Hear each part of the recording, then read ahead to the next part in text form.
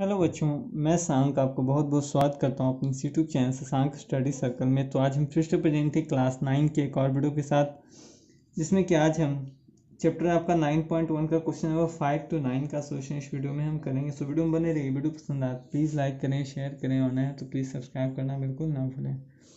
Question number 5 कहता है कि नीचे के चित्र में दिया है कि पी क्यू बराबर पी आर, तो क्या है अल्फ़ा का मान निकालें। अल्फ़ा जो है यहाँ पर बाइकोन, और जानते हैं कि जिस त्रिभुज की क्या दो भुजाएं आपस में बराबर हो वो क्या होंगे, आपके समद्विबाहु त्रिभुज होंगे। और समद्विबाहु त्रिभुज की जो क्या होती है, सम्मुख भुजा के आमने सामने का जो कोण होता है वो भी क्या होती है, बराबर होती है। तो यहाँ पे लिख सकते हैं कि दिया है या फिर डायरेक्ट कि पी क्यू बराबर पी आर।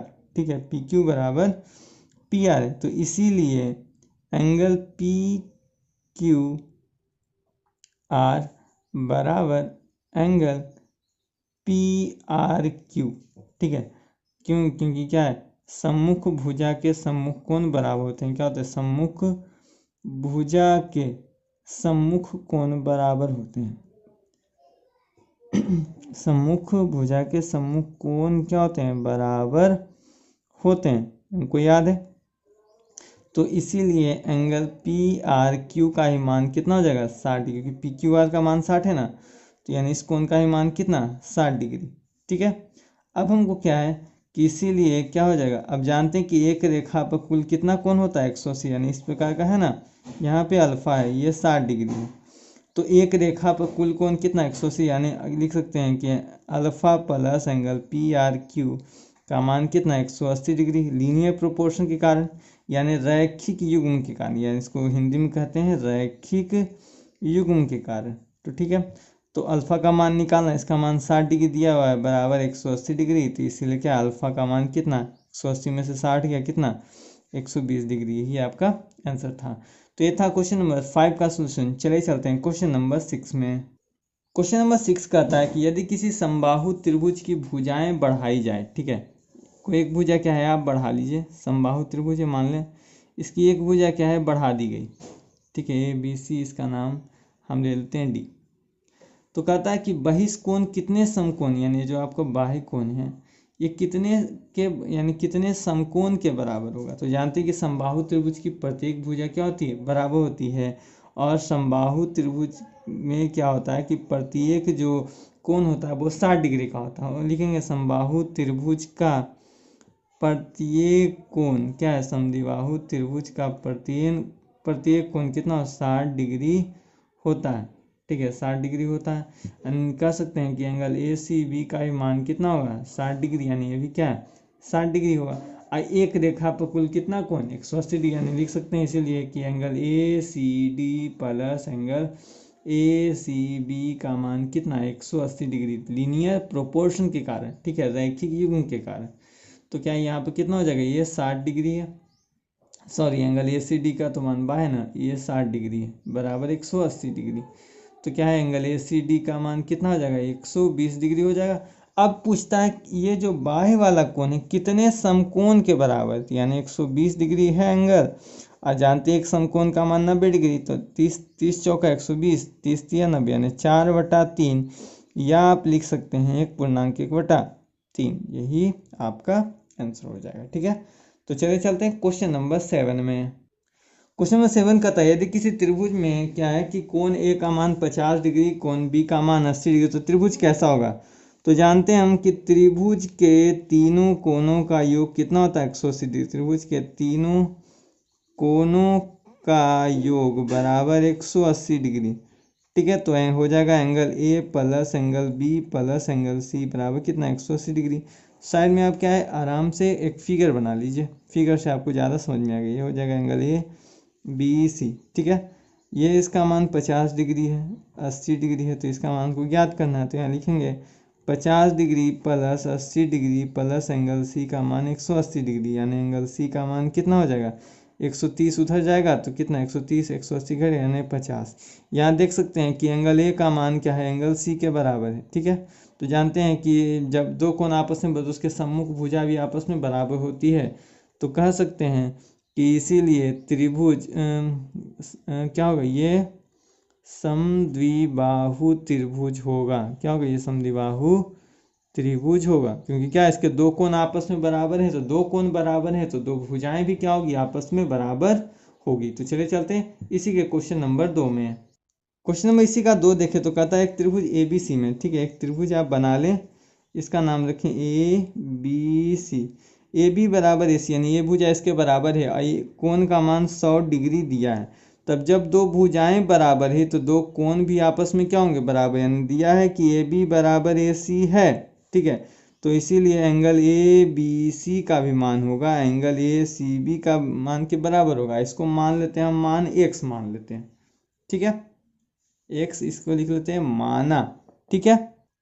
और हम जानते हैं कि त्रिभुज के तीनों कोणों का योग 180 डिग्री होता है। कितना होता है? त्रिभुज के तीनों कोणों का योग बराबर 180 डिग्री, क्योंकि हमने इसको एक्स माना है तो ये भी एक्स, ये भी एक्स, तो हो जाए कितना? 100 degree plus x degree plus x degree बराबर कितना? 180 डिग्री। तो 2x बराबर कितना? 180 में से 100 गया यानी 80 डिग्री, दो बार काटे यानी 40, तो x का मान कितना?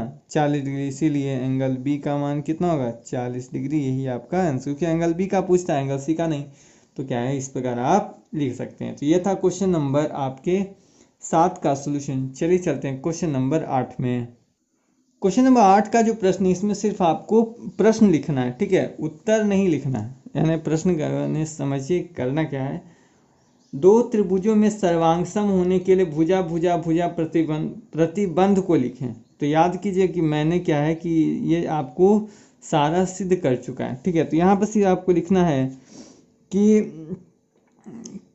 किसी त्रिभुज के, क्या है, किसी त्रिभुज के यदि, या किसी त्रिभुज के यदि तीनों भुजाएं, क्या है, तीनों भुजाएं यदि दूसरे त्रिभुज के तीनों भुजाओं के बराबर है, क्या, दूसरे त्रिभुज के तीनों भुजाओं के बराबर हो, क्या, तीनों भुजाओं के बराबर हो, तो दोनों त्रिभुज सर्वांगसम होंगे। क्या होंगे? दोनों त्रिभुज क्या होंगे? सर्वांगसम होंगे। याद कीजिए हमने क्या है, सिद्ध, आपको ये प्रमेय हमने सिद्ध किया है, तो है ना।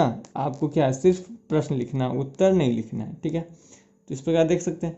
तो इसी प्रकार क्या है, नेक्स्ट में भी यही लिखना है, ठीक है। इसमें सिर्फ क्या है, अंतर है भुजा, भुजा यानी दो भुजा के बीच में कौन आ रहा, तो लिख सकते हैं यदि किसी त्रिभुज के, यदि किसी त्रिभुज के दो भुजा, क्या, दो भुजा तथा इसके अंतर्गत कोण, तथा इसके अंतर्गत कोण, ठीक है, इसके अंतर्गत कोण दूसरे त्रिभुज के, क्या, दूसरे त्रिभुज के दो भुजा, क्या, दूसरे त्रिभुज के दो भुजा तथा इसके अंतर्गत कोण के बराबर, तथा इसके अंतर्गत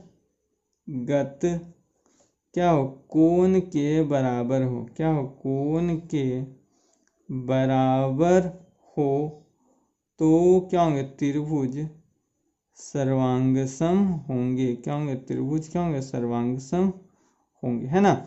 यानी दोनों त्रिभुज में क्या है कि सेम चीज मिल जाए तो क्या होंगे, दोनों त्रिभुज क्या होंगे? सर्वांगसम होंगे। उसके बाद तीसरा कहता है कि दो त्रिभुज के सर्वांगसम होने के लिए कोण भुजा, यानी दो कोण, इस बार क्या था कि दो भुजा के बीच एक कोण, यहाँ क्या है कि दो कोण के बीच एक भुजा है, तो क्या होंगे, दोनों त्रिभुज सर्वांगसम होंगे। तो बस कुछ नहीं, ज़्यादा नहीं पलटना है, लिखेंगे यदि किसी त्रिभुज के दो कोण, क्या, दो कोण तथा इसके अंतर्गत भुजा, तथा इसके अंतर्गत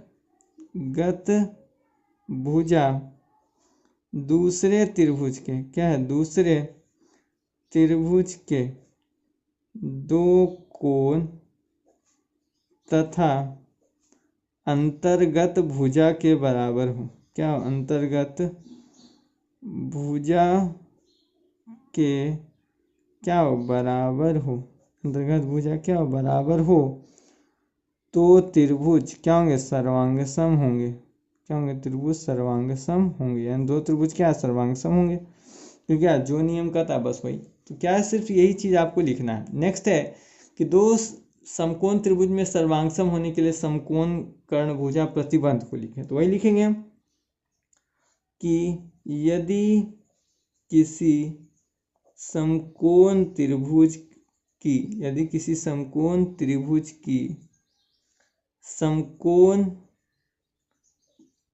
ठीक है, समकोण भुजा कर्ण, समकोण कर्ण तथा भुजा दूसरे त्रिभुज के, क्या, दूसरे त्रिभुज के समकोण कौमा कर्ण कौमा भुजा के बराबर हो, क्या, के बराबर हो, तो त्रिभुज क्या होंगे, सर्वांग सम होंगे। क्या होंगे, त्रिभुज सर्वांग सम होंगे। तो काफ़ी सिंपल था, बस आपको क्या है, लिखना था।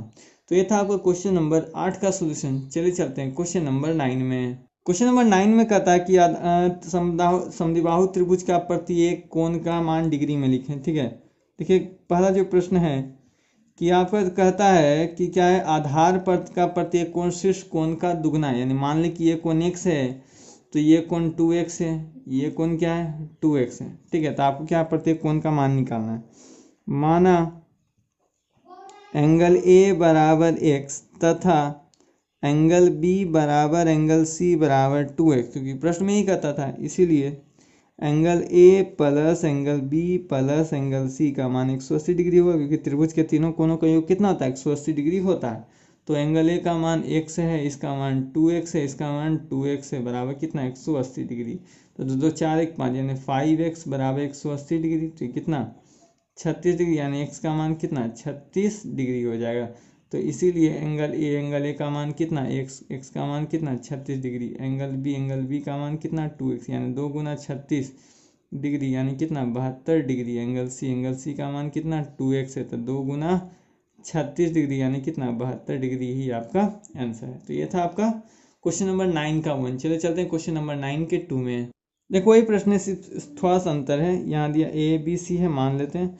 कहता है आधार का कोण शीर्ष कोण का चौगुना, यानी x है, तो ये कितना है 4x है, ये 4x है, यानी लिख लेंगे कि दिया है कि एंगल A का मान क्या है, x है, तो एंगल B बराबर एंगल C का मान कितना है 4x। तो जानते हैं कि त्रिभुज के तीनों कोणों का योग कितना होता है, 180 डिग्री होता है। ठीक है, यानी एंगल A का मान x है, ये 4x है, ये कितना है 4x है, बराबर कितना 180 डिग्री। 4 4 8 1 9x बराबर कितना 180 डिग्री थी, काटेंगे तो 20 डिग्री, यानी x का मान कितना 20 डिग्री। तो यानी हो जाएगा एंगल ए का मान x है, तो बराबर कितना 20 डिग्री। एंगल बी का मान कितना है 4x है, तो 4 गुना 20 डिग्री बराबर कितना 80 डिग्री। एंगल सी का मान कितना है 4x है, बराबर 4 गुना 20 डिग्री बराबर कितना 80 डिग्री। तो ये था आपका क्वेश्चन नंबर 9 के 2। चलिए चलते हैं क्वेश्चन नंबर 9 के 3 में। क्वेश्चन नंबर देखिए 9 का 3 कहता है यदि कोण ए का मान क्या है 100 डिग्री है, क्या एंगल 100 डिग्री है, क्योंकि समद्विबाहु त्रिभुज है।